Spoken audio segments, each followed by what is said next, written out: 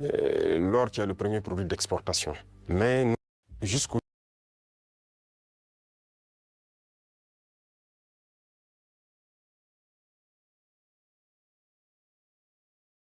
jusqu'aujourd'hui au Burkina Faso, c'est l'or qui est le premier produit d'exportation. Mais nous avons lancé le moteur de l'agriculture pour d'abord l'autosuffisance, mais aussi pour le commerce extérieur, l'exportation. Et si vous suivez bien, depuis l'année passée, nous avons lancé l'offensive agricole avec une initiative qui soutient l'offensive. L'objectif, c'est de pouvoir accroître notre production agricole de façon significative, s'autosuffire, mais aussi il y a des produits de rente qu'il faille donc vendre à l'extérieur. Et tout ça doit pouvoir soutenir cette croissance et nous espérons être bien au-dessus de ces chiffres-là. Déjà, quand vous regardez notre production céréalière, on a eu une très bonne croissance en 2024. 2025, nous espérons encore faire mieux. Et ce sont des réformes assez courageuses. Quand vous prenez par exemple, je reste toujours dans l'agriculture, nous avons par exemple décidé, à travers l'initiative de l'offensive, de labourer gratuitement les champs de nos paysans. Donc l'année passée on l'a fait, cette année encore, s'il plaît à Dieu au retour, il y a un bon nombre de tracteurs encore qu'on a acquis, qu'on va mettre à la disposition des cellules mécanisées dans les différents départements pour accroître les superficies emblavées. Nous maximisons beaucoup dans la gestion de l'eau, à travers donc, une structure qu'on a créée, l'ONBA, pour maîtriser l'eau et pouvoir produire au moins 2-3 fois dans l'année. Parce que si on dépend uniquement des pluies, ce serait difficile. Donc il y a ce secteur, le secteur minier aussi, que nous allons continuer de booster pour que le pays lui-même exploite ses propres ressources. Donc nous avons commencé à acquérir des mines, il y a beaucoup de permis qui sont là, que nous sommes en train de développer. Nos ingénieurs ont pu développer les machines nécessaires pour qu'on puisse exploiter nous-mêmes nos ressources. Donc si on met à profit ces deux secteurs, et compléter avec l'industrialisation, c'est-à-dire la transformation de nos produits sur place, qui va nous empêcher d'exporter brut, ça va beaucoup nous amener à entraîner en tout cas une très bonne croissance. Donc ce sont ces réformes qui sont en cours, l'agriculture, l'industrie et beaucoup de secteurs.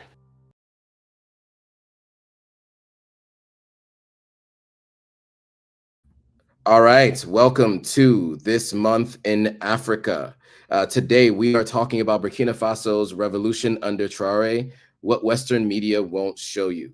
So this is a collaborative effort between African Stream and Authentic African, where we break down this month's news and its impact on Pan-Africanism and Africa's independence.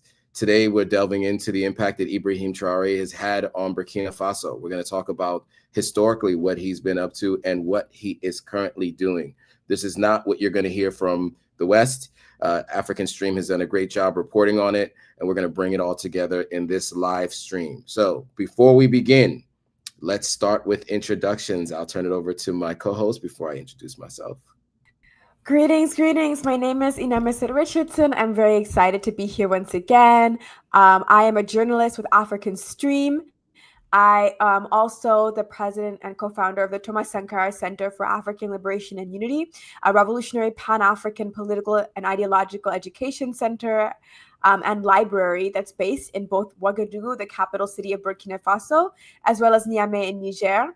And I am a member of the All-African People's Revolutionary Party, the AAPRP. And I'm really excited. I love talking about the Alliance of Sahel States. And there's lots of good things happening. So we're going to break some of that down for you. Absolutely. And I am Joe Hatagwa, the founder of Authentic African, a website that is meant to ethically source products made on the continent, handmade, and to share that with the diaspora so that we can help African artisans make a living. I also run Authentic African as a platform on social media where the focus is connecting the diaspora and Africans living on the continent, and also with the sole goal of having Africans in the diaspora do three things: either move, visit, and or invest in the continent of Africa. So with that, I will turn it over to Inem to kick this off before we get into today's news. Yes, definitely. Okay, so as we started doing every month, we begin our episodes with an ancestor call-in. So we remember one important revolutionary figure, one Pan-African ancestor that came before us. And so today I am calling in Norbert Zongo, who was a Burkinabe journalist, a progressive journalist who covered, he criticized imperialism and he criticized corruption under the regime of Blaise Compaoré. So if you are familiar with Burkina Faso's history, you know that Thomas Sankara, the revolutionary leader who led the country between 1983 and 1987, was brutally assassinated in a CIA and French-backed conspiracy. But the right-hand man that betrayed him, that was next to him and who pulled the trigger more directly, was Blaise Compaoré, and he ruled the country for 27 years. It was a very repressive time. You could hardly say Thomas Sankara's name without facing repercussions. But Norbert Zongo, a courageous journalist, nevertheless worked to expose Blaise Compaoré's corruption, his imperialist backing, and he was killed by the Compaoré government. And so he's considered to be one of Burkina Faso's heroes for his courage. Excellent. And it's always helpful to have a little bit of insight into some of those who are lesser known, for those of us who are still learning as we go along. So I appreciate that, Inem. So before we get into the next video and give a response to it, I thought we can start by reviewing what we just saw at the opening, right? So, those of you who are just joining, you may have missed it. So I'll do a little bit of some background on the video we just saw, and then we'll give some commentary on what's been done up to this point, and then we can talk about what's happening now. So in that video, Traore was breaking down all the things that he's done in the time since he's taken office. So they've obviously taken great leaps toward an industrialized, self-sufficient state during that time frame. So he came to power following a people-backed coup in 2022, which we have learned now is really more considered a revolution because that's what the people wanted. In a recent interview he did with RT, where he discussed the changes in the land of upright. So the country has increased agricultural production of both local consumption and export. So he launched industrializations of goods production and enacted mining sector reforms that have put the country's wealth back into the people's hands. So to revolutionize agriculture, the government of Burkina Faso distributed 500 tractors to farmers in May 2024 at a 50% subsidized rate. So alongside the machinery, the government distributed imported agricultural equipment worth over $132 million, and over 1,400 tractors have been made available to farmers since the program began under the new government. In 2024, Burkina Faso also nationalized 2 gold mines, formerly owned by the UK-based Endeavour Mining. So essentially, Burkina Faso is striving to control what it grows on its soil and what is viable under its ground. So critically sidestepping foreign mining companies and international food conglomerates. Burkina Faso also plans to handle the production going forward, ridding itself of the remnants of Western neocolonialism. So that's kind of a brief update on some of the things that has been done. Inem, obviously you've been there since before Ibrahim Traore came into power, and you've been there back and forth and also living on the ground there since.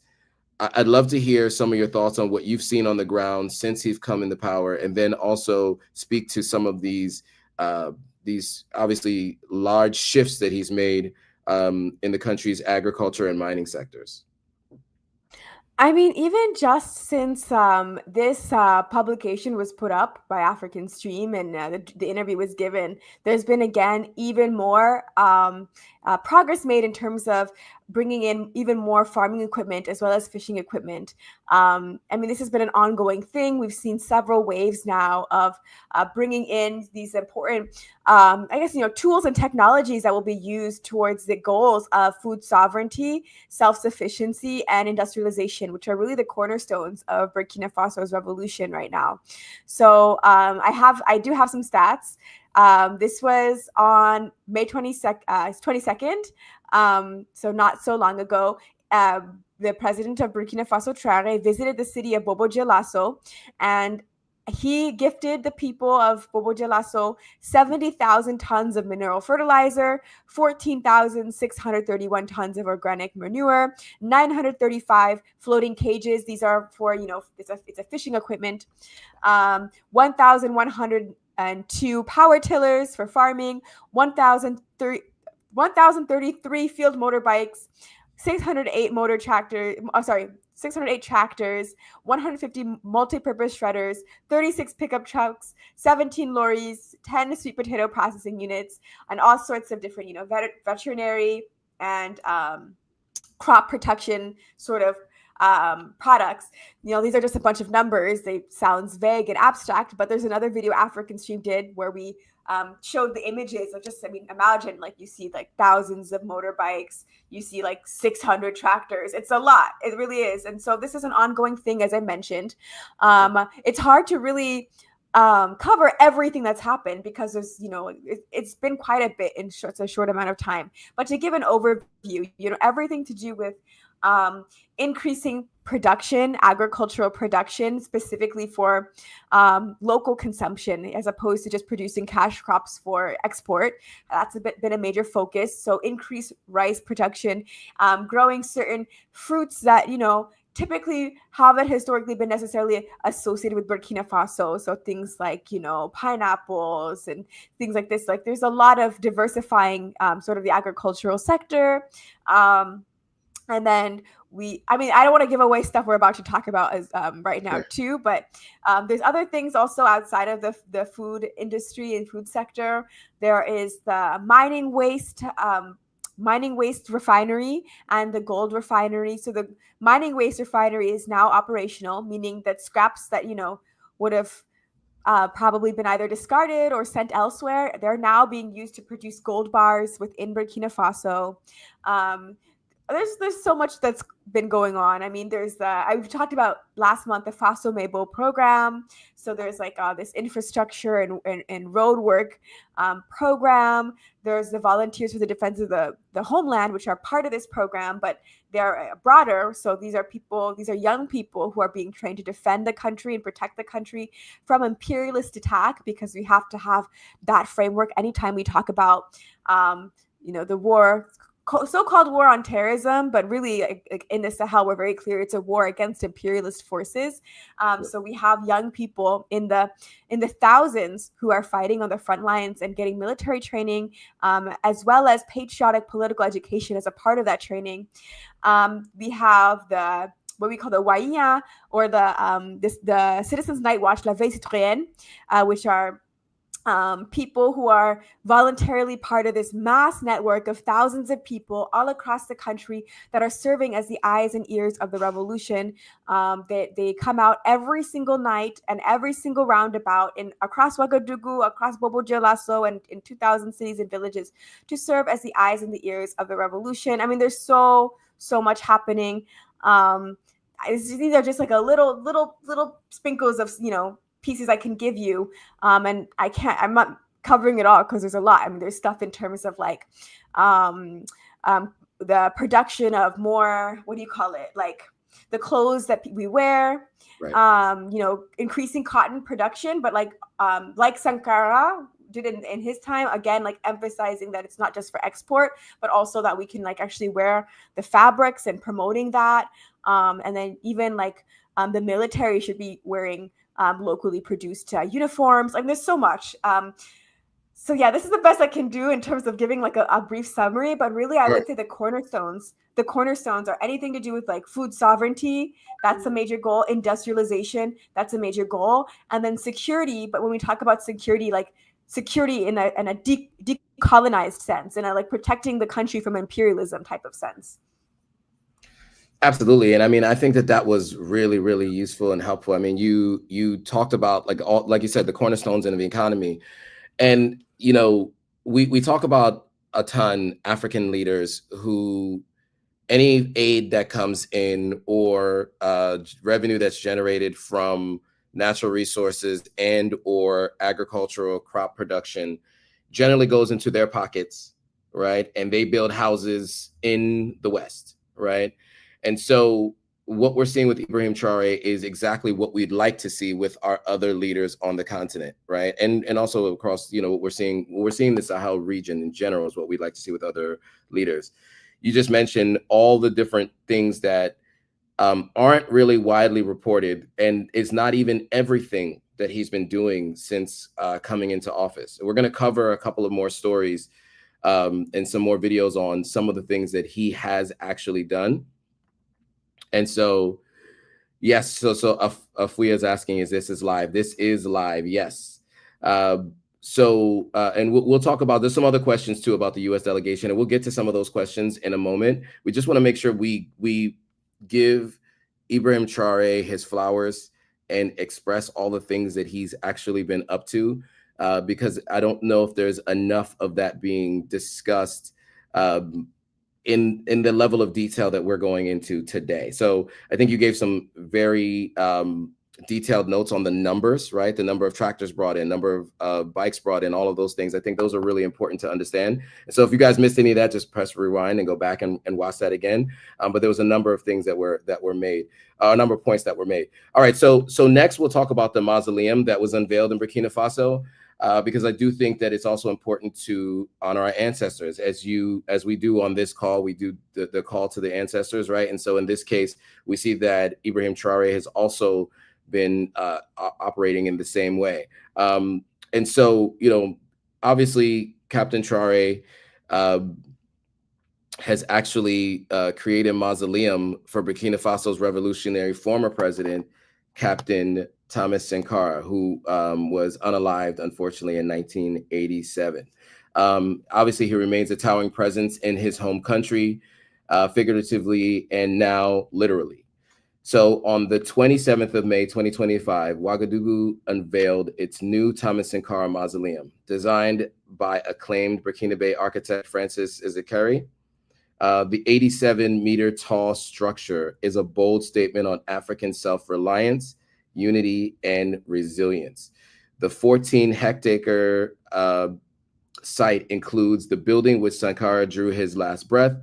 It's now encircled by a reflective water feature, and a tower offers panoramic views of the capital. The space includes garden parks, community centers, and educational hubs where Sankara's radical ideas will continue to inspire generations. And this short video gives you a glimpse. We will give some commentary on the other side. Sankara Mausoleum. It's a tribute to the country's slain revolutionary president. Sankara was assassinated in 1987. The country's current president is often compared to him. Ibrahim Traore was represented by his PM at the inauguration. The site also houses 12 comrades who were killed alongside Sankara. It integrates green spaces and communal areas. It's home to artifacts and resources relating to Sankara's life and ideology, including personal belongings and speeches. An 87-meter tower offers panoramic views of the capital. A restaurant shaped like Burkina Faso sits at the top. The memorial was designed by prize-winning Burkinabe architect Francis Here. The opening ceremony was attended by thousands of citizens as well as dignitaries. Traore seized power in a 2022 nation-backed coup. His anti-imperialist vision echoes Sankara's. Under Traore, Burkina Faso became a founding member of the Alliance of Sahel States.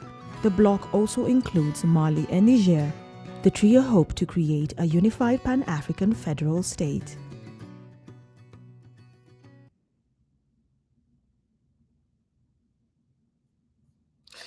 Now, I must say, before we get into the mausoleum, I do want to say that as Inem mentioned earlier, she is the president of the Thomas Sankara Center, which, obviously you were a bit ahead of the times when you and your co-founders opened this up in Burkina Faso and now Niger. So I'm interested to hear what your thoughts are on the mausoleum as well, since this is something that obviously was needed. You guys have kind of led the wave on that, and it looks like obviously the leadership in Burkina Faso has also followed suit. and done something similar. So your thoughts on, you know, where we are today with the Thomas Sankara Mausoleum, and maybe a little bit about what you've done as well, since we're on the topic of honoring Thomas Sankara.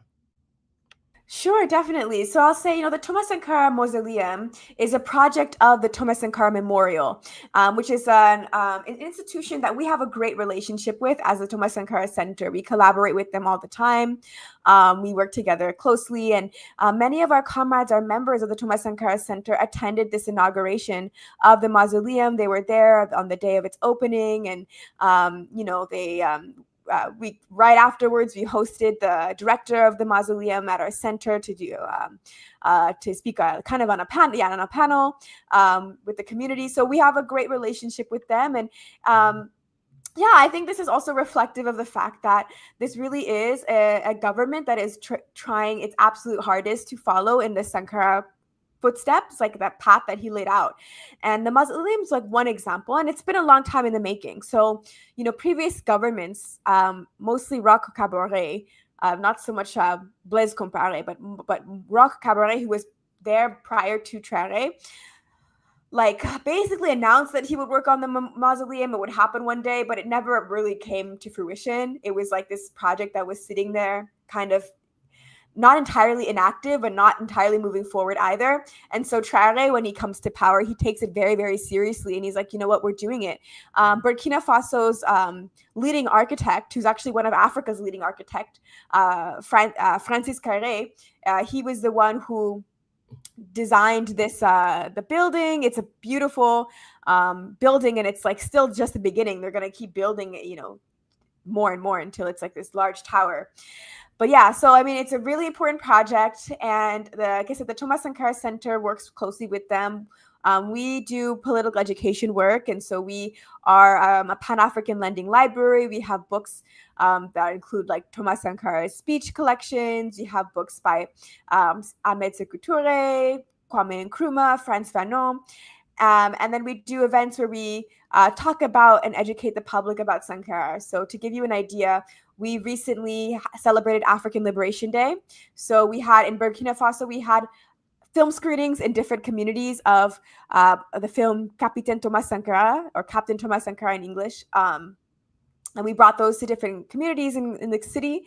And then we did the panel with the director of the mausoleum. And then in Niger, we did the same thing. We had a film screening about Thomas Sankara, and we had actually an exchange with his two brothers, Paul and Valentin Sankara, who talked about what it was like to grow up with Thomas Sankara. So there's a lot right now of work to do in terms of like there's like a national and even regional sort of reflection happening in terms of going back to the Sankara era, thinking about what it means. And a big thing I should mention is that Ibrahim Traore recently announced that the government would be working towards reopening the Institute, l'Institut du Peuple Noir. So it's like Institute of Black People, which is a project that Thomas Sankara started. So if you read his speech collections, he came to Harlem and he talked to the Africans there, the African diaspora of Harlem. And he basically said, we're building this institute of, in honor of Black people and Black culture. Like basically it's a cultural institute to celebrate, Black people worldwide. And he basically said, you in Harlem, come and check it out. And then of course, Sankara was assassinated. The project didn't really come to fruition that much. Like it was a brief-lived thing that didn't have much of an impact in reality, other than something that Sankara deeply believed in. But Traore is like, we're doing it. We have the blueprint that Sankara laid out for us. We're opening up this institute for Black people. So there's a lot that's happening in terms of retracing the Sankara legacy. Awesome, and I think that what you guys are doing in conjunction with the Thomas Sankara Mausoleum and the government in terms of what they're looking to do with this particular legacy, I think is important for the next generation of Pan-Africanists, right? Those growing up who plan to go into politics, or even just who plan to go into any of the business sectors. I think having this legacy and this understanding of the revolutionaries that came before, I think is really important for ensuring that, Traore's legacy and what he does gets built upon as time goes on. There was a couple of comments, one in particular that I thought was interesting and wanted to look at and cover before we move into the next video. And Afuya is saying there's so many news channels talking about Ibrahim Traore. You really don't know what to believe, especially when it comes to his safety and overall welfare.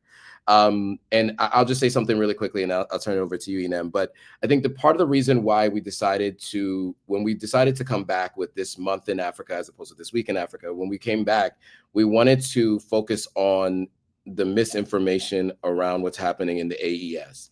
You have Inem, who is a journalist on the ground in country, who can speak to what is actually happening on the ground, and can tell us what is the truth versus what is out there in terms of propaganda from the West perspectives, and then also well-meaning folks who are just getting things wrong, right? They're just incorrect. And so, I think that's the import of this particular live stream, is to make sure that we cover those things properly so you're aware. So I think if you come here every month, and we'll try to keep it consistent on certain months, but we've been traveling, so that's why this is later in June than it normally would have been. We will be sharing the details of what's real and what's not, and that's why we're doing this live stream. So I did just want to take a moment to address that particular comment, and I don't know if you have anything to add to that, Inem, but I think that's why this live stream is so important.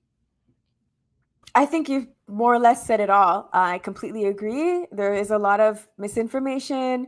There's a lot of propaganda. There's a lot of confusion. So yeah, it is hard to sort it out, but I do encourage you to check out this show, watch our previous episodes and stay tuned for future episodes, because we try very hard to break down what's happening for real and, with solid proof. And like Joe said, I'm on the ground in the region. I'm in Burkina, or I'm in Niger. So yeah, I think you said it all. Okay, great. Yeah, so moving on to the next story and shifting gears just a bit. Well, not really shifting gears, but really getting back to the core of this message in this live stream. And it's about Traore building the cashew factories. So Burkina Faso's president, Ibrahim Traore, recently laid the first stone to open a cashew apple processing factory in the southwestern department of Penny. This is part of the government's plan to expand local cashew production. So he suggested establishing more such factories in the southern municipalities. He then visited the newly resurrected cashew nut factory. The largely women-operated factory had gone under after struggling financially for many years, but the government reopened it in May of 2025. So these developments follow the government's suspension of raw, unrefined cashew exports in April, allowing it to begin refining cashew products locally. I think before we get into the video, I just want to mention that one of the issues that we see on the continent is raw earth minerals, raw products are made on the continent and refined elsewhere. And the challenge with that is when it gets refined elsewhere, in order to come back to the country of origin, it is at a premium cost. And so once you can refine these things, oil, minerals, cashews, you can then sell it to your own people at a price that is affordable for locals. And there are people who can generate income from it locally. And then you can also sell it more as a premium externally, which is the main goal anyway. So I did just want to mention that. Let's jump into the video, and then we will have some more commentary on the other side. President Ibrahim Traore laid one of the first stones for the construction of a cashew apple processing factory in the town of Penny. Valued at over $10 million and generating more than 1,200 direct and indirect jobs, it will transform 5,000 tons of cashew apples, the fruit from which the tree nut grows, into juice, wine, vinegar, and ethanol. Traore expressed an interest in opening similar factories across the country. Le potentiel est existant. Comment est-ce qu'on peut faire pour dupliquer ce modèle pour Dara? Banfura et Gawa. Bien reçu. Parce que je crois que dans toutes ces zones-là, Ouais. on produit beaucoup. Traore also visited the CN Anatrans cashew nut factory on 23 May in the city of Bobo Dioulasso. Financial challenges had shut down the factory in July 2024. It was resurrected by the Burkinabe Fund for Economic and Social Development, bringing back 1,300 jobs, 90% of which were held by women. On 2 April 2025, Burkina Faso suspended the export of raw cashews to shift towards locally processing the nut. In 2024, Burkina Faso processed 16,000 tons of cashews, or 10% of its harvest. However, the country has had the capacity to produce almost double that amount, or 30,000 tons per year, since 2021. Yeah, so obviously Inem reported on that story there. So anything you want to add to what you reported on in the story there and the preamble that I had before the video played? Yeah, just a couple things. I mentioned earlier that Traore, and not just him, but like the government as a whole and the people of Burkina Faso are working very hard to diversify their agricultural sector in order to, achieve food sovereignty. We say like self-sufficiency in French, but food sovereignty in English. But I think there's another side of it, which is like, and not just diversifying and adding new crops, but also Traore and the government are asking questions like, what are we already doing that we could be doing better? What are we doing that we could be doing differently? And I think that's what we're seeing with the cashew sector in particular. Like Burkina Faso has been growing cashews for a very long time. I don't know how long, but a very long time. Burkina has been producing cashews, but just kind of exporting this raw cashew product, not even something even necessarily in like an edible format in terms of like something you could go into the store and buy some roasted cashews or something. No, like just, and so the government basically said we're putting a halt, no more cashew exports for now, in the raw form, at least no more raw cashew exports. Let's figure out what we can do with the product that we're already growing. The other thing that I really like is you see that towards the end of the video, Traore visits a factory that was actually on its last leg. It was shutting down, and he and the government were able to successfully resurrect the factory, and basically bring those jobs back. And it was like you look inside the factory, it's like 90% women. It's all these women who are working, and so that's a huge thing. It's a huge thing for people, and there's parallels such as Burkina Faso's national airline company, Air Burkina. Yep. I actually had an issue with the airline myself because I purchased a flight and the company went bankrupt. It was over, and my flight was canceled. Everything was canceled, and then he's back, and it has purchased its first new aircraft in decades, many decades, because of support from the government, which is really trying to invest in sovereignty in the long term. And then just one final comment on this. The other thing that really impresses me about this video, and this is kind of foreshadowing for the next video too, because you're going to see a parallel here. But I'm really happy about a comment that Traore made in this video where he basically said, hey, if this model is working, why not, look at expanding it across other towns? And he even named like a number of towns where they could potentially build these factories. And again, I feel like I'm going to overlap with what I plan to say for the next video, or like something that's going to come up again. But I just think it's really great that, what we typically see in Africa is, the capital cities will have all the focus and all the industry will be built in the capitals, all of the development, the infrastructure, it's all concentrated in the capitals, and the rest of the country is kind of sometimes just exploited. Like there's farmers that feed the capital, do all these things for the capital, and then they don't get anything in return. Versus Traore and the government in Burkina they're really like spreading out where their focus. And so they're building these factories, not just in like one or two big cities, but they're looking to bring them all across the country, including in areas that are relatively more rural than, the two largest cities in the country. So that's another thing that's very exciting. Absolutely. And, and I mentioned this earlier, but, when people say, what is the purpose of government, right? Generally, in the West, you'll say to build roads, to do infrastructure, right? And it just seems like that's a given, right? Infrastructure. Okay, what does infrastructure mean? And, in many capitalist societies, a lot of that lives with private companies. And, private companies can have leaders who are not elected by the people, who are responsible for doing things that the people either are negatively impacted by or potentially can benefit from. And I think in a great government is one like what Ibrahim Traore is running, right? Where you focus on infrastructure, you create jobs for people, and you ensure that the people of the country are benefiting most from what you are building and creating, because it is coming from the ground that they live on and the ground that they live off of.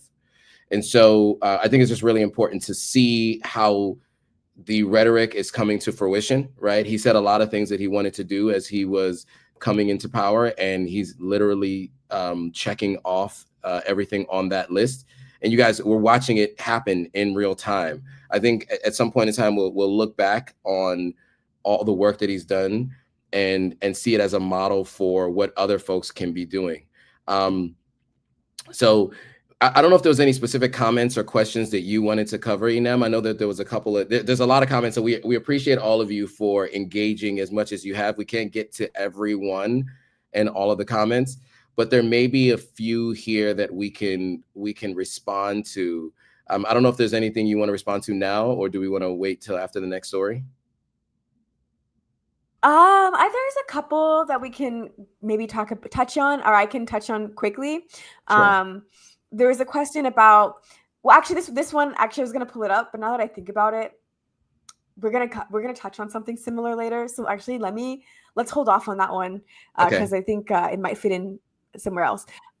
Somebody asked about the African Spiritual Day. That is a real thing. So it's May 15th. It's in English, it would be something like the Day of Customs and Traditions, but in practice, it really is a way of recognizing the population of Burkina Faso that practices indigenous African spiritual practices or traditional African spiritual practices. So the government puts a lot of emphasis on religious harmony between Muslims, Christians, and in Burkina they say animists, but I guess in English maybe we'd say like traditional African religions. There's a lot of emphasis on this question of unity. So I think it will be very hard for the West to divide Burkina Faso on this religious basis, because the government is trying very hard to make sure that everybody feels included. So, Traore is always at like all of the religious events, including for the traditional African spiritual practices. So that's a real thing, May 15th. There was, I think, maybe I'll do one more comment, because the other one I realized fits better in the Langley conversation. Sure.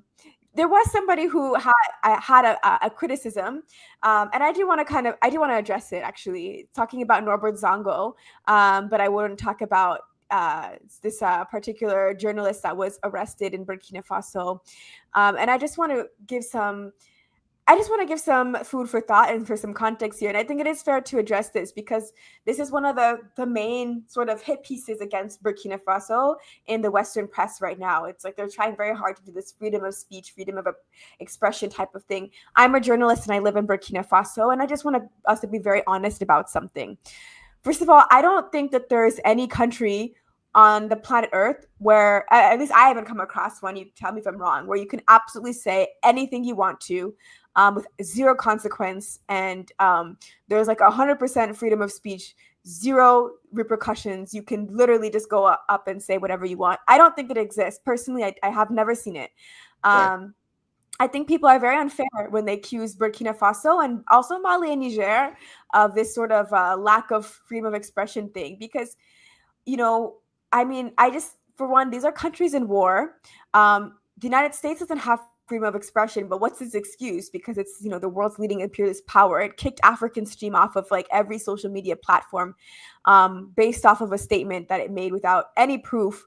This is Anthony Blinken, who basically censored our own page. But we want to hold Burkina Faso, Mali, and Niger, these countries that are under imperialist attack, to a higher standard than these imperialist countries. And I just think it doesn't make sense. And the other thing I want to say is I think that Norbert Zongo, we have to understand Norbert Zongo as a journalist during his time was somebody who defended the interests of the majority of the people. So that's why he was killed, because he was exposing corruption and a neo-colonial reactionary government that was hurting the majority of the people, which I think is very different from a journalist who is promoting their individual or their individual interests, or like one person kind of being like, my voice matters more than the majority. So I think we have to have this perspective.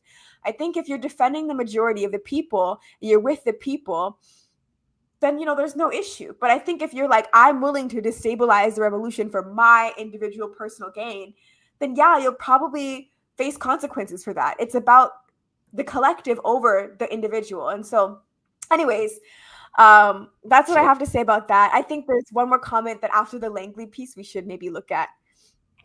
Absolutely. And just to add to that last piece, in the United States, of course, we have freedom of speech and assembly, right? That is the First Amendment to the United States Constitution. However, that is not freedom from consequences. As you mentioned, people get canceled, and African Stream was literally canceled from the internet, right? And as you said, based on a false statement made by the former Secretary of State, Anthony Blinken, who made accusations without backing it up at all. And the very next day, the African Stream YouTube channel, Instagram page, Facebook, Google, all were taken down, right?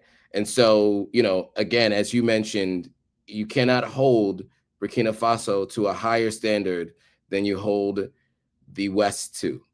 And as you said, there is no one country where you can say anything without consequence, especially if it's not true, right? So in this instance, African Stream was talking about things that were absolutely true. In no way were they able to dispute what African Stream said, right? In any real way. So the best thing they could do was remove African Stream as a platform, and there's just a few social media platforms that allowed African Stream to exist and continue to exist, which is why we see so many people on here from X, because that was the one of the last places where African Stream could exist in its form of African Stream. So I did want to just add to that, because that's, I think, really important, and I'm glad you called out that comment for sure. Okay, so now to the next story. As we mentioned, the cashew apples and the cashew factories, up and running for refining. We now want to move to dairy factories opening across Burkina Faso. So in the heart of West Africa, a revolution is underway, as we mentioned. So this powerful clip from Ghanaian YouTuber Wode Maya shows when he recently visited Burkina Faso to document the country's bold steps forward and toward sovereignty, starting with cow's milk. So on the 27th of March, Burkina Faso inaugurated the first state-owned dairy factory in the capital of Ouagadougou. Then on the 18th of May, Burkina Faso opened another dairy factory in the city of Fada-Goma. The government also plans to open 3 more in municipalities across the country, and these facilities would allow Burkina Faso to produce yogurt, butter, and cheese, and also powdered milk. So only 2% of the national milk production is currently collected and processed, while almost 12 billion CFA francs, $20 million, are spent each year on importing dairy products. So this is a really important thing to reduce the amount of expenditures importing. I mean, $20 million a year can now be replaced instead of having that being imported, that can now be done within the country. So this project aligns with Burkina Faso's objective of food sovereignty and industrialization, which Traore has prompted. So on 20th of February, Burkina Faso also inaugurated a flour mill in the outskirts of Ouagadougou. Furthermore, on the 16th of December 2024, and he inaugurated the SOFATO tomato paste factory in northern Yako department. The first factory, launched on November 30th, is the country's second largest city, was done as well. So the new factories aim to transform how Burkinabe people consume food, reducing dependence on exports by relying on what the farmers and workers can produce domestically. Former revolutionary leader of Burkina Faso, obviously Thomas Sankara, famously stated, "Where is imperialism? Look at your plates when you eat. The imported grains of rice, corn, and millet, that is imperialism. Let's not look any further." So he championed the message, produce what you consume and consume what you produce. So today, Traore seems to not only have taken Thomas Sankara's message to heart, but he's implementing it. So let's watch this video and give some commentary on the other side. Processing factory. Oh, wow. There will be 5 of them. One of them is already functional in Ouagadougou. In this factory, they convert the raw milk into butter, cheese, yogurts, and fresh milk for people to consume. This is what happens when you get yourself a revolutionary leader who believes in the dreams and ideologies of his people. So I know you started to tease this a little bit, but you had some comments from the previous video on the cashew apple video. So yeah, I'll turn it over to you to give your thoughts on this particular video by Wode and the dairy production that's happening in Burkina Faso now.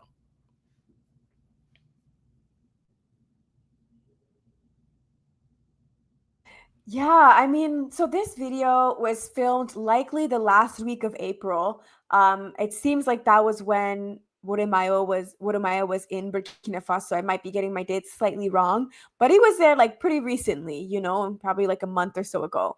In that short span of time, a secondary factory has already been opened. So Fadan Gorma has now a similar dairy factory. And again, like this is just very exciting because, you know, it's great to have things in Ouagadougou. I live in Ouagadougou, so I want to see things, you know, obviously in the city where I live.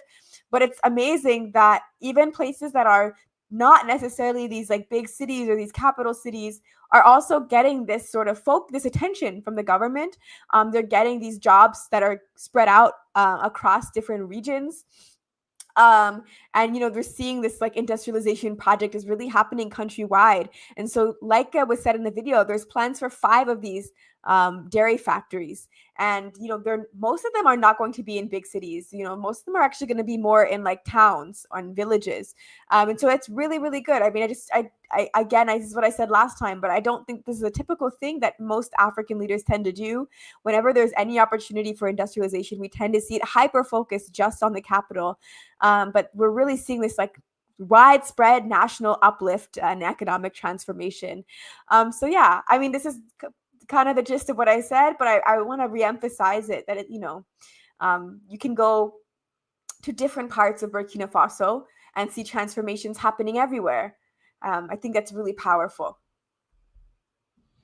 Yeah, and I think you said it all. I mean, I don't have much to add there. Just to say that, you know, this is just another example of sovereignty, right? Food sovereignty. There's a lot of presidents who come into office across the continent of Africa who say they want to have more food sovereignty. They have food programs and they enter these alliances with these large international groups, and we don't really see much transformation in country.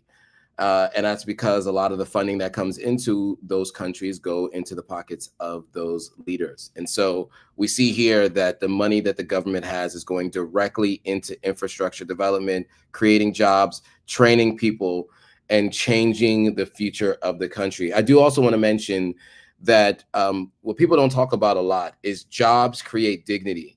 And a lot of times that same dignity comes with country pride and the want to see the country continue to thrive and grow. And that leads to a good form of nationalism. And that nationalism ensures that people are willing to do what they can to continue the growth of that country economically and the spirit of a country culturally. And so I just think it's really important to call that out, because I don't think it's talked about enough, the number of jobs that are being created through these processes, which then of course lead to you know, changing the complexion of the country and where it's going. We have another video that we're going to jump into really quickly before we have some commentary. So I'm gonna talk you guys through and then we'll get to that in a second. So you guys might remember that Ibrahim Traore actually had laid out so basically, he was on a couple of news outlets while in Russia a little over a month ago, and one of the statements he said is stop using black people against black people. He spoke about General Michael Langley about betraying black people, basically. So he gave such comments during an interview news outlet with Sputnik Afrique on the 12th of May in Moscow in response to Langley's comments on the 3rd of April that were at the U.S. Senate Committee and on armed services, and that but basically he said that Traore was using recently reclaimed gold reserves to protect the quote-unquote junta regime. Langley's claim enraged Africans worldwide, as you guys remember, prompting video messages on social media platforms. The solidarity protests broke out on the 30th of April in Burkina Faso and worldwide, including in cities such as London, Paris, and Accra, Ghana. However, as Traore pointed out in the clip, Langley is not the first Black person to work in service of imperialism. As this video states, Barack Obama destabilized Libya with the 2011 US-led NATO invasion. So have you noticed Black people working as agents in Western imperialism? What other examples can you guys think of? Let's go to this video and have some commentary on the other side.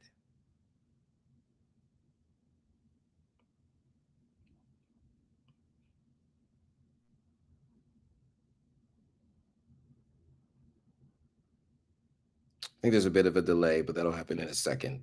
Give us a moment. M'a le plus fait mal.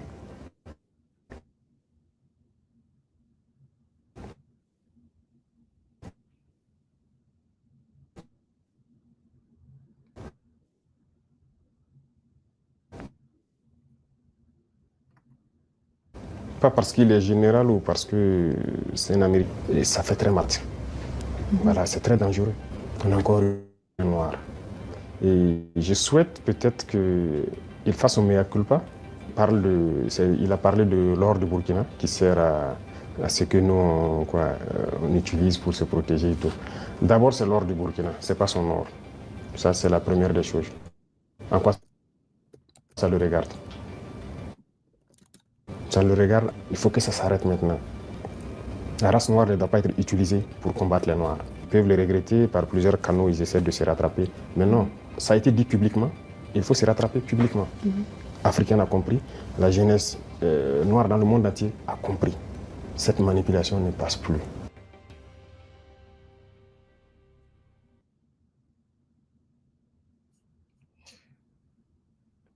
All right, so in the interest of time, what we'll do is we will combine Langley's response with this video, and then there was another 2 videos that we want to cover quickly.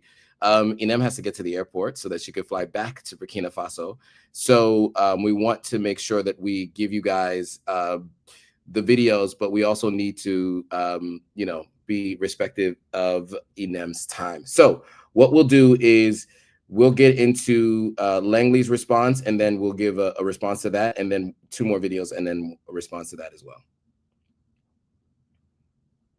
Recently, the Senate seemed to suggest that he's diverting, General Traore, is diverting its 4 billion gold reserves to sustain his military rule rather than for public welfare. These remarks sparked widespread, condemnation across the continent. What did you mean by that statement? Let me speak to Burkina Faso's sovereignty. They maintain their sovereignty. They make their decisions how they use their resources. They make their decisions who their resources go to for military support. That's their sovereign right. But my cautionary tale was just from a military perspective. That was a Senate Armed Services Committee asking me a direct question. Burkina Faso, a lot of great things going on to progress them forward, okay? But then when you look at the military part of it, knowing that that's the epicenter of global terrorism, it was my time to illuminate that this is probably their weakest point, and there needs to be sufficient resources going towards for the whole fight of terrorism in that country. period.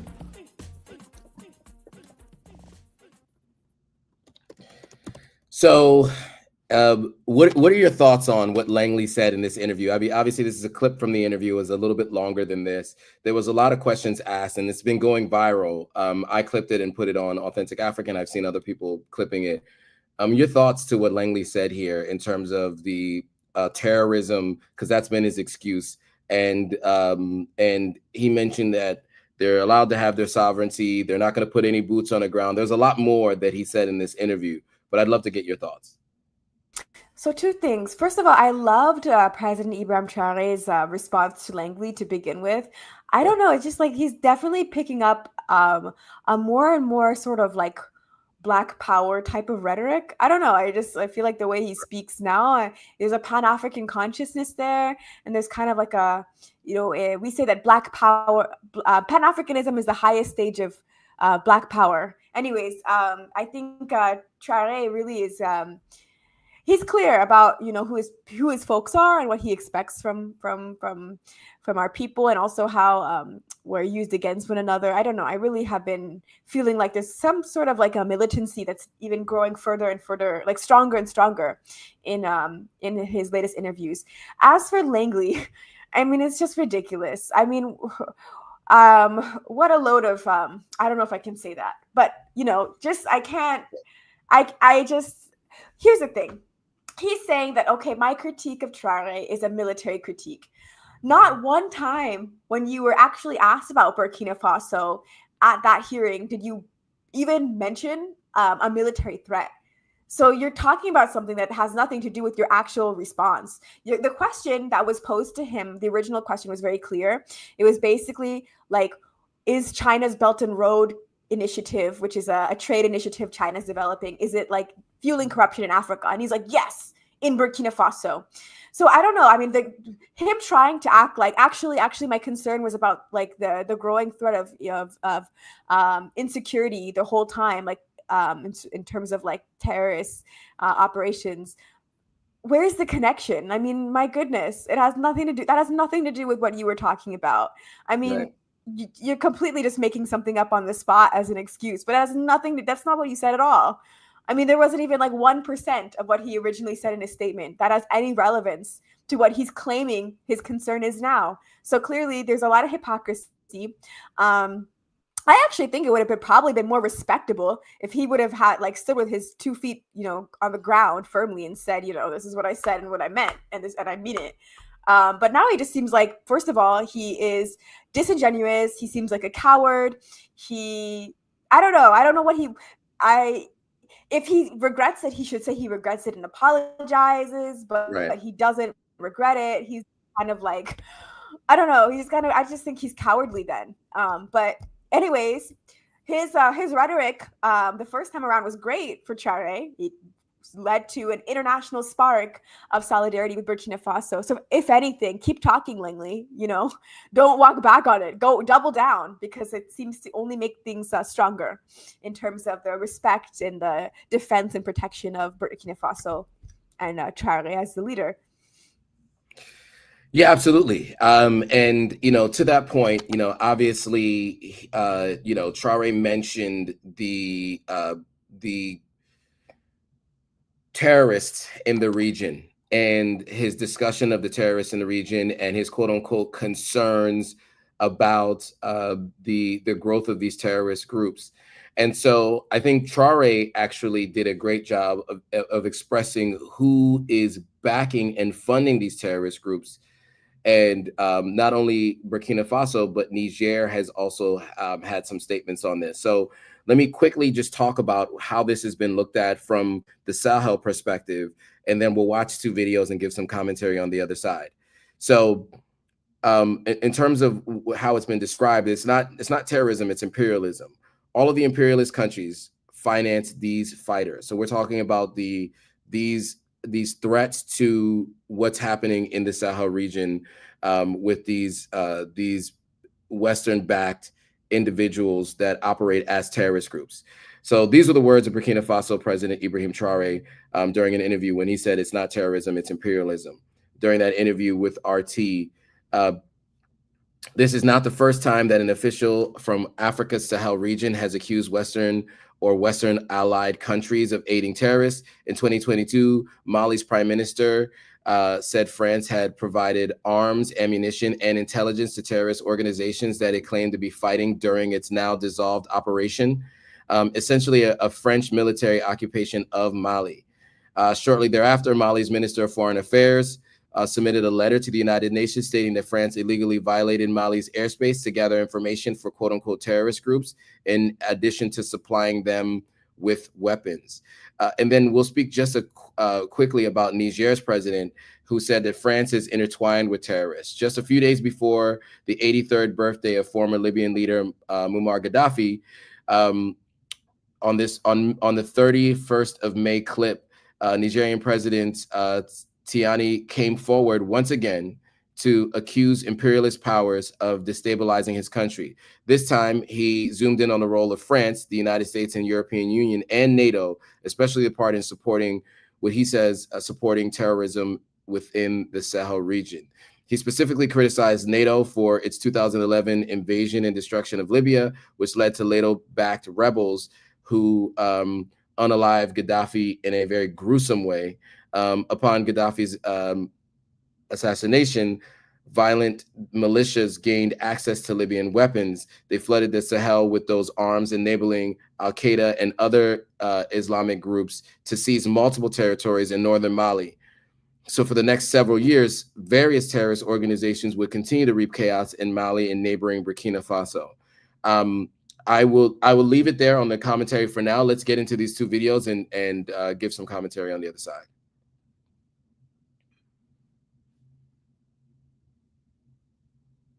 Nous maintenir dans une guerre permanente, qu'on ne puisse pas se développer et continuer à piller nos richesses. Tous les pays impérialistes financent ces combattants. Voilà, ils sont nombreux. Oui, les terroristes, ils sont renforcés par beaucoup de combattants étrangers, qui viennent d'ailleurs, qui ne sont pas en fait, quand je prends le cas de Burkina, il y a beaucoup de criminels qui sont burkinabés, mais qui ne sont pas burkinabés. Il y a aussi des formateurs qui viennent de beaucoup de pays pour les apprendre beaucoup de techniques. C'est malheureux, ils l'ont déclaré ouvertement, qu'ils soutiennent les terroristes. Nous avons aussi pu remarquer effectivement, avec un certain nombre de technologies que les terroristes ont pu avoir, que ça vient d'eux. C'est malheureux, c'est très malheureux, mais toujours est-il qu'on ne s'apitoie pas sur notre sort. Et nous avons pris la mesure de la chose, nous allons nous adapter, nous allons les combattre et ils ne pourront pas vaincre.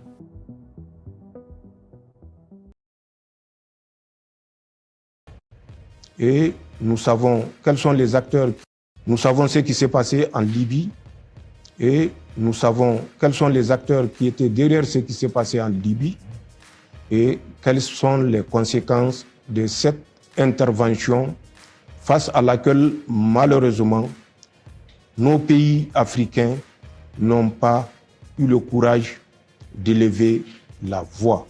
Je rappellerai quels sont les acteurs qui sont derrière cette situation que nous vivons aujourd'hui. Ces acteurs ne sont autres que la France, accompagnée de l'Union européenne, malheureusement, et du régime sortant des États-Unis d'Amérique. C'est une guerre informationnelle, c'est une guerre de déstabilisation, c'est une guerre de néocolonisation qui est conduite avec les financements français, européens et occidentaux. Mais des puissances, je le répète, néocoloniales, impérialistes, occidentales. La France et ses autres acolytes ne se sont pas limités à la création de ces cellules où elles ont confié des missions bien particulières. La France a également infiltré tous les mouvements qui initialement étaient appelés des mouvements indépendantistes, ensuite des mouvements djihadistes et enfin des mouvements terroristes.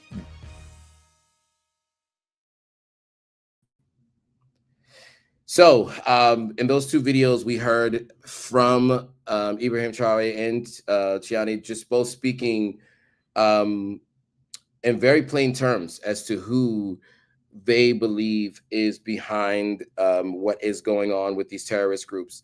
And specifically, I think calling out regime change and how that has a power vacuum and what ends up happening there. So, you know, we as the United States, and before I turn it over to you, Inem, I just want to mention that the United States on many occasions has said that they do not believe in regime change.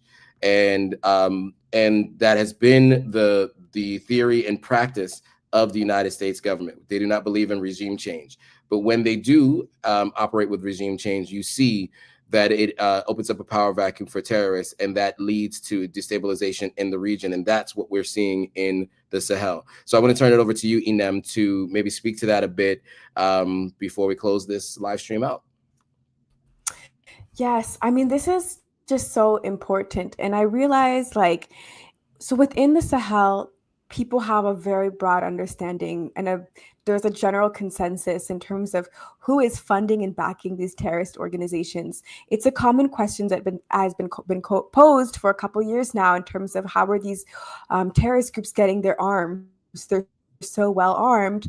They have very advanced equipment and technology, even though a lot of them are in the middle of the desert and they're nowhere near anywhere that actually manufactures arms.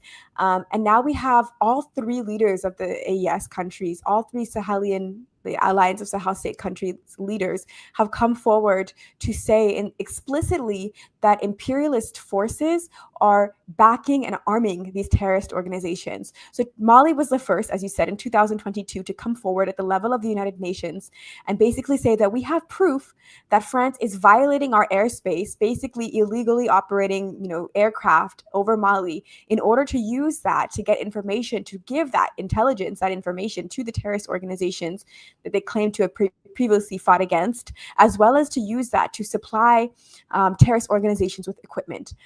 That was their statement. And because France is a member of the UN Security Council, they vetoed Mali's basically a presentation of their facts, and the proof was never delivered to the Security Council because France has power and the UN unfortunately isn't actually democratic. Now we see very clearly that both Presidents Chani and Traore are very clear. These are two interviews that happened within the span of a few weeks. That imperialist organizations are backing these groups, supplying equipment or intelligence, or otherwise assisting terrorist organizations. I think Chani. I like the comment somebody left about the importance of Chani and the importance of Goita. I think they're both kind of underrated relative to Traore, but it was a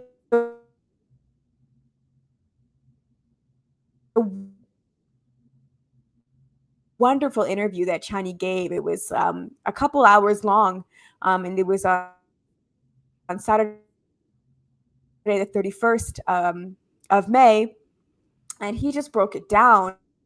He was just very clear, and I like that he also really cites explicitly the names of these imperialist organizations. He says France, he says the European Union, he says the United States. Somebody left a comment that said NATO. It's a pan-European alliance, and it has terrorized Africa for a very long time now. And I think that most people who live in kind of thing where it's like 50 years from now will have declassified documents on their side now, on like the NATO side, basically saying like, oh, I'm so sorry,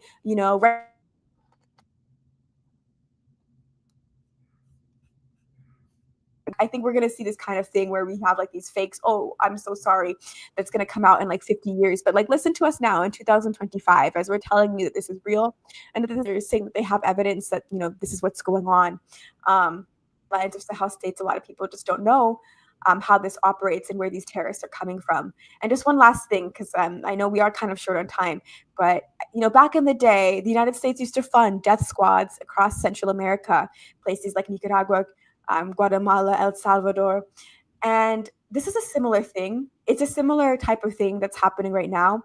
But I think the difference is back then, like nowadays, it's like the US and France and these other imperialist countries are, accused of supporting these groups. And I have to say it that way. But, the allegations are very strong that they're supporting these organizations in the Sahel, but they pretend to fight against them. Versus back in the day when they would run these death squads, it was like everybody kind of knew it, and it was like, I feel like it was more out in the open. I feel like compared to now, unfortunately, people just don't know, and the US and France like to pretend like they're on the right side and they're out here fighting the bad guys. It's not how it works.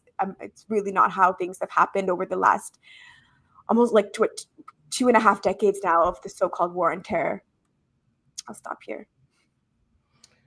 Absolutely. Yeah. And I mean, look, you know, as I mentioned before I turned it over to you, the biggest issue that you have, let's say that, you know, these were benevolent regime changes, right? They meant to do well by these regime changes, and there wasn't a destabilization effort by the West.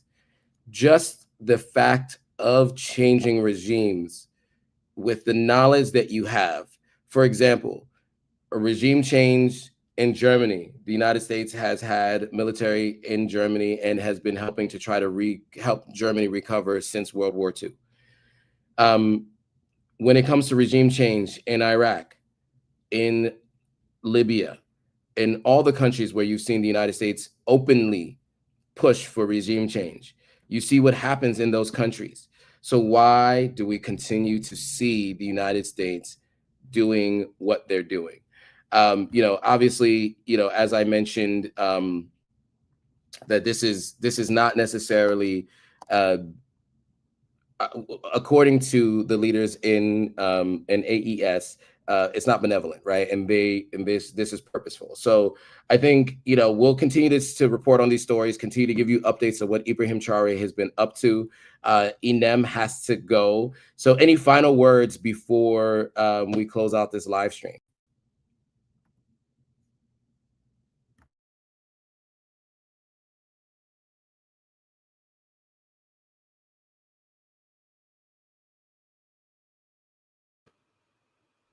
Hello? Sorry, I think my internet cut out for a second. But I think we're closing off. So I'll just say, like, I appreciate people tuning in. And just to give a final word, you know, I always like to end with a reading recommendation.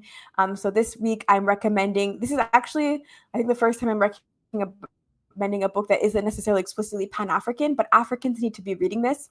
It's called Washington's Bullets by Vijay Prashad. And it breaks down how the United States in particular works towards carry out its operation. So please check out the book Washington's Bullets by Vijay Prashad, because we got to know their strategies, we have to know their tactics, and we have to prepare ourselves and make sure that nothing can happen to our liberated zone in Africa, which is the Alliance of Sahel States. Well put. So yes, it's called, Washington's Bullets, a history of the CIA. Sorry, I had the full name there. A history of the CIA coups and assassinations. All right, so Inem does have to go. I want to thank you guys all for watching. For those of you who have stayed on this long, make sure you subscribe to all the YouTube channels. Subscribe to Ahmed Kabalo's YouTube channel. Subscribe to Authentic Africans YouTube channel. African Stream is still available on X, and they are available on Rumble, and they are on Patreon. Authentic African is still available across all platforms. So if you haven't already, subscribe and follow. We are on X as Authentic Afrique. It's shortened a bit because you can't have so many characters in your name. We are on Instagram. We are on YouTube. We are on Facebook.